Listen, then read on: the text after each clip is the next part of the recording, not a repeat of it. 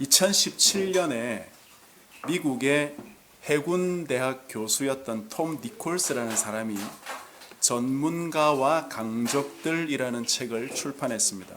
이 책은 당시에 베스트셀러가 되었고요.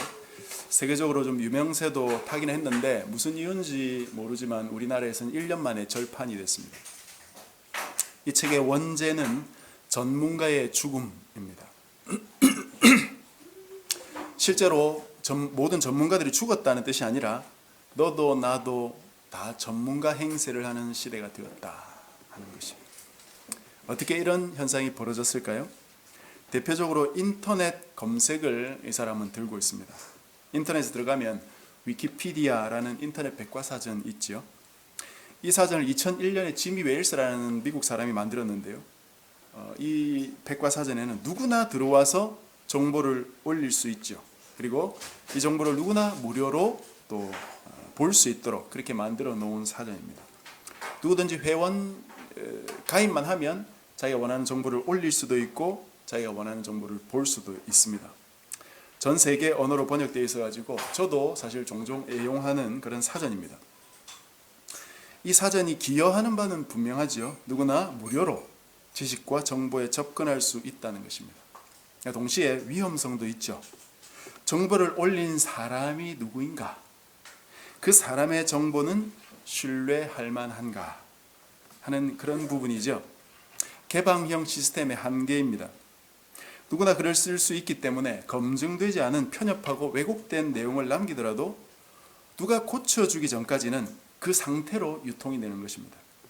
그런데 이런 데서 몇몇 정보를 획득한 사람들이 마치 그 분야를 다 아는 것처럼 전문가 행세를 하는 그런 경우가 있다는 것이에요. 그런 것이고 또 두 번째는 신저널리즘이라고 부르는 것이 있는데요. 저널리즘이라고 하면 보통 이제 언론 그리고 언론이 하는 일이라고 생각합니다. 그런데 신저널리즘은 뭐냐? 기존 언론들이 해오던 일을 비전문가 개인이나 집단이 한다는 말입니다. 대표적으로 유튜브 개인 방송을 들 수 있겠습니다. 예를 들어서 얼마 전만 해도 우리나라에 얼마 전에 구충제 파동이 일었던 적이 있습니다. 미국인 한 사람이 개 구충제를 먹고 자기 암이 나왔다는 거예요. 그걸 인터넷에 유튜브 같은 데 띄웠거든요. 이 뉴스 때문에 한때 구충제가 품절이 됐었어요. 저도 제 친구가 추천해줘서 한번 먹어봤는데 뭐 효과는 잘 모르겠다. 저는 뭐 암이 없어서 그랬는지 모르겠는데요.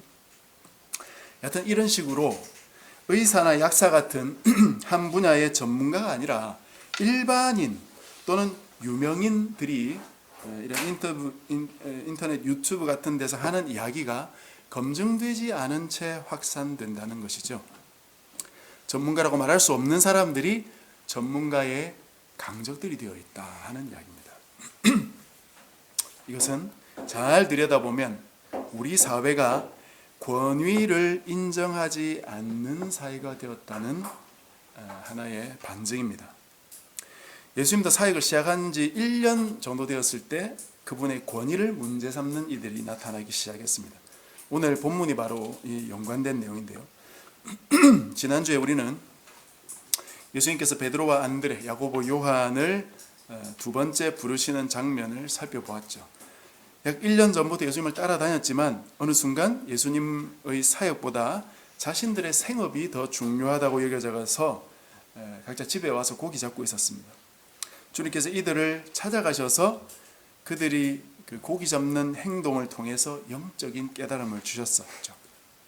물고기 많이 잡고 적게 잡고의 문제가 이들의 생명을 좌우하는 것이 아니고 자신들 속에 있는 죄의 문제, 그것을 해결하지 못하면 구원 얻을 수 없다는 사실을 깨닫고 베드로와 그 동료들은 주님을 따르는 제자들이 되었습니다.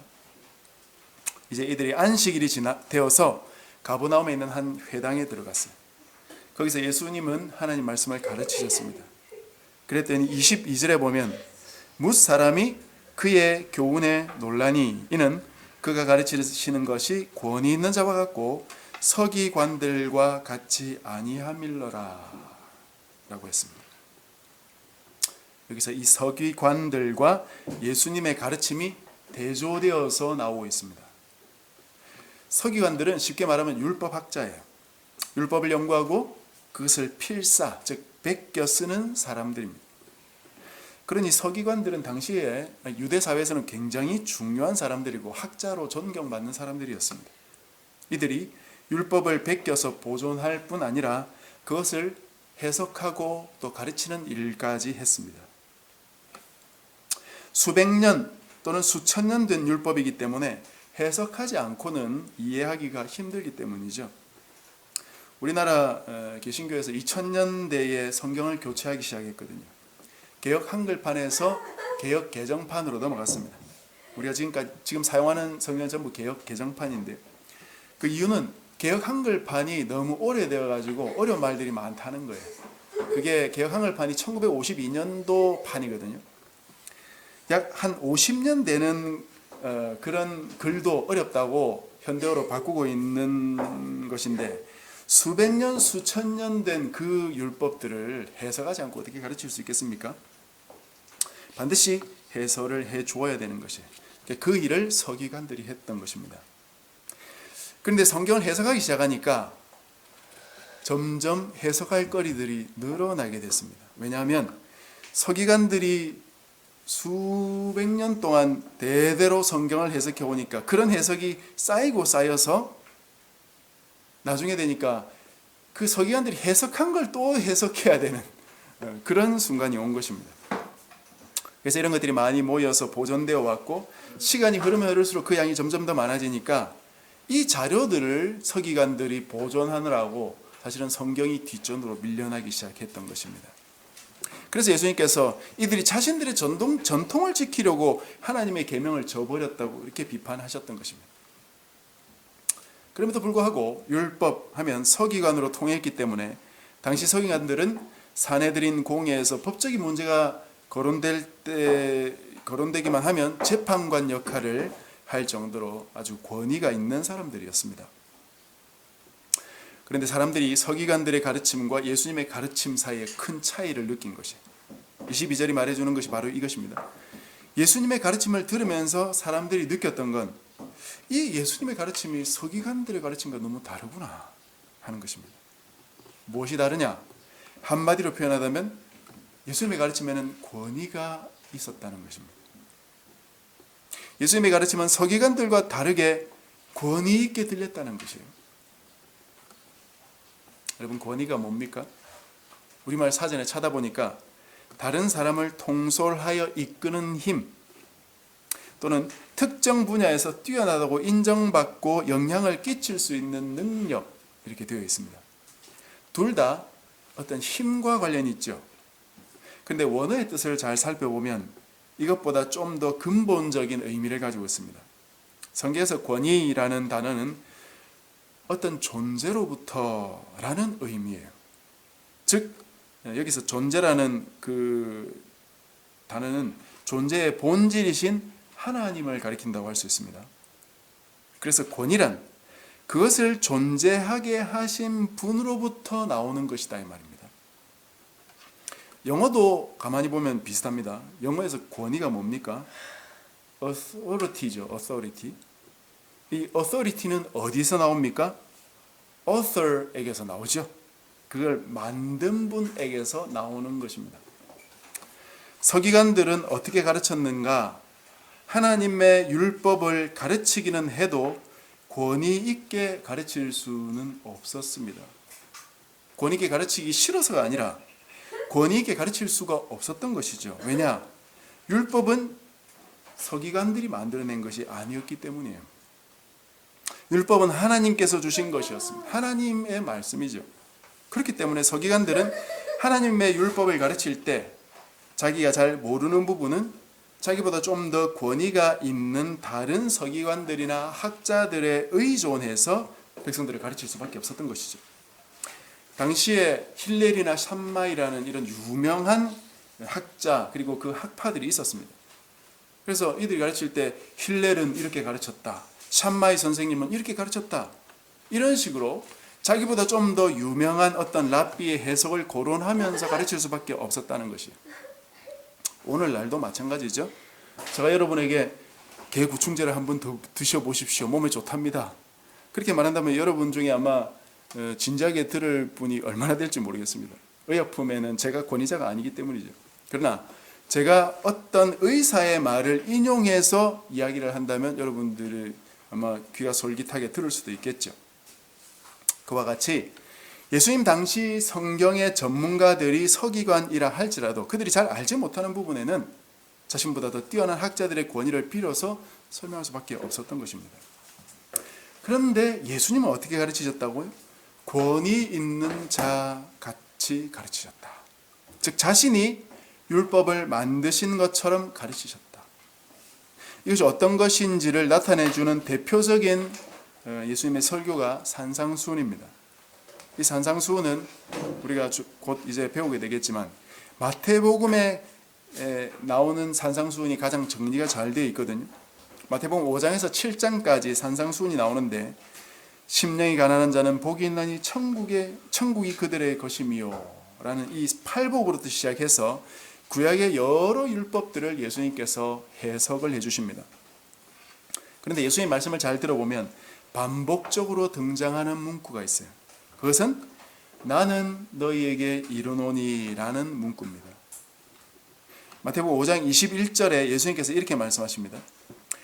옛사람에게 말한 바 살인하지 말라.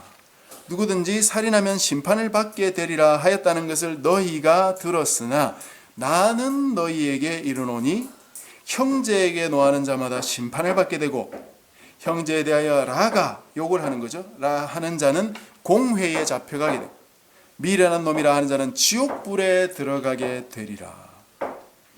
이걸 풀이하면 이렇습니다. 너희가 십계명에서 살인하지 말라는 그런 명령을 들었을 것이다. 그런데 이 명령이 정말로 사람을 죽이는 것만 말하는 것이 아니다. 형제에게 화를 낸다든지 욕을 한다든지 미련한 놈이라고 말하는 자도 비슷한 처벌을 받게 될 것이다. 그런 말씀입니다. 누가 이런 식으로 성경을 해석할 수 있을까요? 누가 하나님의 말씀에 대해서 이런 식으로 직접적으로 자신의 해석을 덧붙이면서 말할 수 있었겠습니까? 그것을 만드신 분 외에는 그렇게 할 수 있는 분이 없죠. 살인에 대해서 플라톤이 뭐라 했다, 아리스토텔레스가 뭐라 했다, 아니면 뭐 칼빈이 뭐라 했다, 루터가 이렇게 이야기했다. 이런 것이 예수님께는 필요 없다는 것입니다. 예수님은 그 어떤 사람의 각주나 뭐 인용구가 필요 없습니다. 바로 자신이 다이렉트로 말씀을 해석하시면 되는 것입니다. 왜냐? 자기가 율법을 만드신 분이기 때문이죠. 이때 권위라는 말을 사용하는 것입니다. 만든 분만이 가지고 있는 고유한 특권, 그것이 바로 권위입니다. 또 예수님께서 자신의 권위를 사용하신 적이 있는데 사람들의 죄를 용서할 때입니다. 우리가 읽었던 이 본문 바로 다음 장에 보면 중풍병자를 낫게 하시는 장면이 나옵니다. 몸을 움직일 수 없는 중풍병자를 사람들이 메고 예수님께 오는데 예수님께 계셨던 그 집에 사람들이 꽉 차서 들어갈 수 없으니까 지붕으로 올라가서 지붕을 뜯어내고 중풍병자를 달아서 내렸어요. 그때 예수님께서 그 중풍병자를 바로 치유하지 않으시고 제일 먼저 하신 말씀이 내 죄사함을 받았느니라. 그렇게 말하니까 어떤 서기관들이 속으로 하나님 외에 누가 죄를 사한단 말이냐, 이 사람 진짜 신성 못 오간다, 참남하다, 그렇게 생각했어요. 그때 예수님께서 하신 말씀이 인자가, 예수님 자신이 죄를 사하는 권세가 있는 줄 알게 하기 위해서 이 말씀을 하셨다고 말씀하셨어요. 여기서 이 권세라는 말이 바로 원어상 권위라는 단어입니다. 그리고 그 이후에 이 중풍병자를 치유하시면서 자신의 말씀이 권위 있는 말씀인 것을 다시 보여주시죠. 주님께서 자신의 권위를 사람에게 사용하실 때 이처럼 말씀을 가지고 증거하고 또 죄를 용서할 때, 또는 제가 말씀 안 드렸지만 기적을 행할 때, 표적을 행할 때, 그럴 때 사용하셨어요.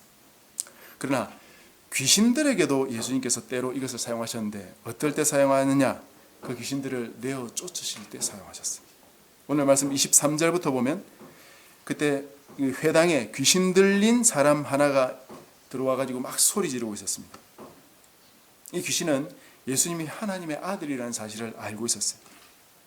그때 예수님께서 귀신을 꾸짖으면서 잠잠하고 그 사람에게서 나오라고 말씀하셨습니다. 그랬더니 이 귀신이 그 사람으로 하여금 경련을 일으키게 하고 나가버렸어요.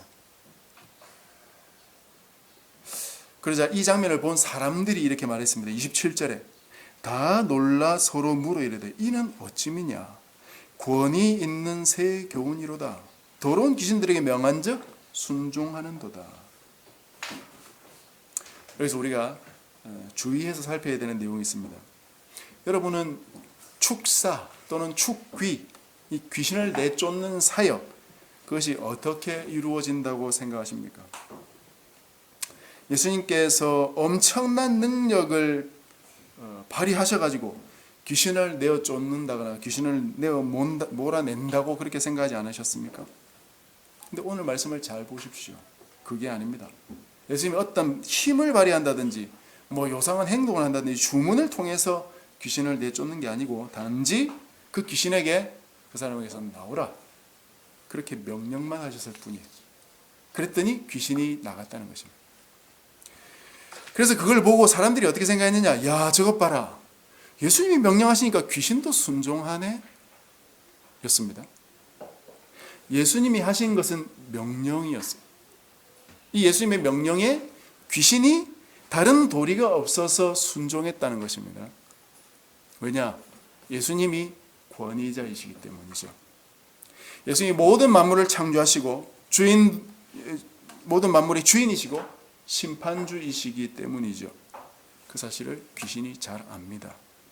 그러니 명령에 순종할 수밖에 없는 것이죠. 그러니까 이런 말씀을 잘 생각해 볼 때 축사 사역한다고 말하는 사람들의 그 사역의 진위를 우리가 구별할 수 있겠죠. 방언하고 나가라고 계속 소리 지르고 막 노래 부르고 그렇게 해야 될까요? 귀신이 왜 나갑니까? 방언 때문에 나갑니까? 찬송 때문에 나갑니까? 시끄러워서 나갑니까? 때로는 시끄러워서 나가는 경우도 있는 것 같습니다만 그것 때문에 나가는 것이 아니죠. 예수님의 권위에 복종해서 나가는 것입니다. 진짜 하나님의 자녀라면 예수님과 한편이기 때문에 예수님의 이름의 권위로 명령만 하면 귀신이 떠나갑니다. 예수님 때문에 따라가는 것이지 우리가 뭔가를 해서 귀신이 따라가는 게 아닙니다. 이상한 축사사에게 현혹되면 안 됩니다. 이와 같이 예수님은 말씀을 전하실 때나 죄를 용서하실 때 또 자신이 누구인지를 드러내실 때 그렇게 사용하셨지만 또 귀신에 대해서는 그 귀신들을 내어 쫓으실 때 자신의 권위를 사용하셨습니다. 그러니까 서기관들이나 바리새인들이나 사두개인들 당시에 이 지도자들이 볼 때는 도무지 이해가 안 되는 부분이었던 것이죠. 분명히 저 예수는 갈릴리 나사렛이 고향인데 거기는 선지자가 날 턱이 없는데 또 그 예수가 거기서 살면서 목수로 자라나지 않았느냐, 도대체 율법은 어디서 배웠을까? 아무런 것도 내세울 것이 없는 사람인데 표적도 행하고 성전도 뒤엎고 메시아 행세를 한다 이 말입니다. 이게 정말 이상해 보였던 것이죠. 그래서 당시 지도자들이 이대로 두어서는 안 되겠다 싶어서 자기들 밑에 있는 사람들을 보내어 가지고 예수님을 잡아오게 만듭니다. 요한복음 7장 32절에 보면 예수님을 잡아오게 만드는데 이 사람들이 가가지고 예수님을 잡으려고 갔다가 허탕치고 오거든요. 그래서 왜 예수님 안 잡았느냐고 물어보니까 이 사람들이 이렇게 대답합니다. 그 사람이 말하는 것처럼 말한 사람은 이때까지 없었나이다.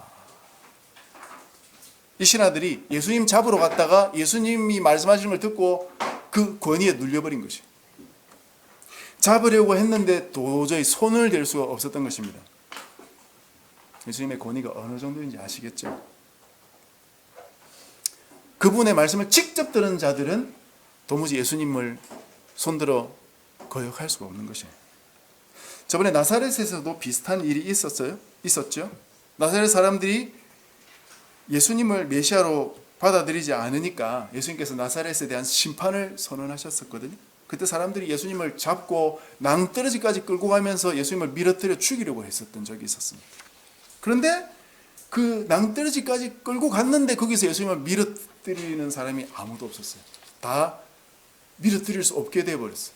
그 소란 속에 예수님은 그냥 천천히 걸어서 그 사이를 나와서 다른 곳으로 유유히 빠져나가 버리지 않았습니까? 그 비슷한 일이 이때도 벌어진 것입니다. 그래서 안 되겠다. 이 당국자들이 그 뒤에는 직접 예수님께 가서 이렇게 묻습니다. 아니 도대체 당신은 무슨 권위로 이런 일을 하는 겁니까? 누가 이런 일 할 권위를 당신에게 주었습니까? 그렇게 예수님께 직접적으로 물었어요. 근데 가만히 이 질문을 들여다보면 일단 예수님께 권위가 있다는 걸 인정하고 묻는 질문이죠. 당신의 권위가 있는 것 같긴 한데 그 권위가 도대체 어디서 나왔느냐? 그렇게 묻는 것입니다. 왜 그런 질문을 했을까요? 자기들이 이 당시의 지도자들이었던 대제사장, 서기관 이런 지도자들이 전통적이고 합법적인 권위를 가진 자들이라고 자기들도 그렇게 생각했고 그 당시 모든 사람들이 다 그렇게 생각했었던 것이죠. 다른 권위가 있어서는 안 되는 것입니다. 그런데 예수님이 권위 있는 자로 나타나니까 이 권위를 어떻게 처리를 해버려야 되겠다는 것이죠. 그래서 결국 이들이 예수님을 십자가에 못 박지 않았습니까? 그러나 여기서도 우리가 여전히 주목해야 될 사실, 예수님께 권위가 있었다는 사실은 당시의 지도자들도 인정하지 않으려 않을 수 없는 사실이었다는 것입니다. 그래서 예수님이 자신의 권위를 가지고 사람들을 살리고 치유하고 그들에게 말씀을 전하고 그런 식으로 사용했고 또 죄를 용서하는 데 사용했고 귀신들은 내어 쫓는 그런 일에 그 권위를 사용했다 하는 것입니다. 말씀을 정리하겠습니다. 예수님은 권위자이십니다. 이 사실은 귀신들도 잘 알고 예수님께 순종하고 떠났습니다. 그리고 그 권위를 예수님은 사람들을 위한 데 사용하셨어요. 그러나 귀신들은 예수님을 알고 떠났지만 사람들은 예수님을 대항하고 저항하고 예수님을 방해하고 예수님께 대들었어요. 예수님의 권위를 의심했습니다. 우리 자신의 모습을 이런 부분과 관련해서 살펴봐야 되겠죠. 나는 과연 예수님을 진정한 권위자로 인정하고 있는가? 나는 모든 부분에 예수님의 권위를 인정하고 순종하고 있느냐? 나는 예수님이 모든 것의 창조주이신 것을 고백하고 있는가? 그렇다면 그분의 말씀을 듣고 순종해야 되는데 나는 과연 그렇게 하는가? 아니면 여전히 예수님께 대들고 방해하고 예수님의 말씀을 진지하게 듣지 않고 나의 뜻을 자꾸 주장하는가? 그분에게 대항하는 것은 쓸데없는 일입니다. 다시 한번 내가 주님의 권위를 인정하고 순복하고 있는지를 우리가 돌아봐야 되겠죠. 예수님이 진정 권위자라는 것은 아직 잘 모르겠다면 그분의 가르침을 통해서 배워야 됩니다. 말씀을 꾸준히 묵상하는 것보다 더 좋은 일은 없죠. 그리고 나의 잘못은 또 주님의 용서를 구해야 되겠죠. 당시 권위자들처럼 주님을 배척하는 것이 아니고 주님을 온 만물의 창조주로 인정하고 받아들이고 순종해서 그 주님의 나라를 만들어가는 저와 여러분이 되시기를 주님의 이름으로 간절히 축복합니다.